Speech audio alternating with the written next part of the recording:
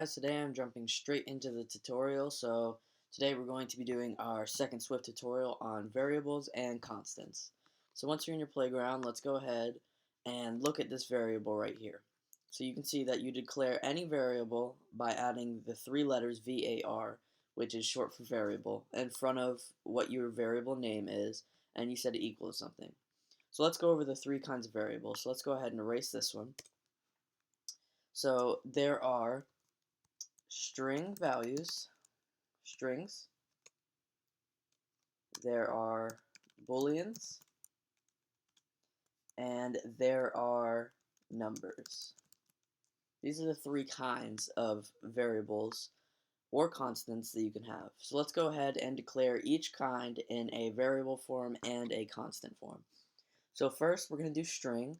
So what we saw with the hello playground, that was a string. So let's go ahead and say var and name it whatever you want to. I'm just going to call it string is equal to two quotes, and I'm going to call it string. And you don't have to add any semicolon after it, but it says that you can if you would like to.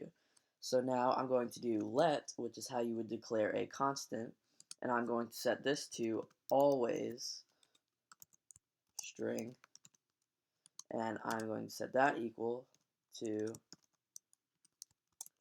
string. And now I'm going to do for the booleans. So for a boolean, what it is a true or false answer. So you can just set it to true or false. So I'm going to do yes is equal to true, var, var no is equal to false. Now I'm going to do let always yes is equal to true, and let always no is equal to false. And for the last one, we're going to do var num is equal to, let's say, 12. And there are actually two kinds of numbers. So there's one which is an integer. So actually I'm going to rename this. I'm going to call it an int. And then we can do variable, and it's a float. And that is just a decimal, so 12.12, let's say. And now I'm going to do let int is equal to 12, let float is equal to 12.12. Alright, so now I'm going to demonstrate, I have to name those. Always int and always float. Alright, so now I'm going to demonstrate to you how you can manipulate the variables and what a constant is. So a constant is something that you can never change. So think of a constant as a fruit. The constant, it's always a banana, let's say. But the variable would be the weight of that banana. It can be changed whether you slice it, but it will always be a banana. So let's go ahead and demonstrate that in our code. So first, let's go ahead and do our string. So we don't have to say variable again. We just do string is equal to new string.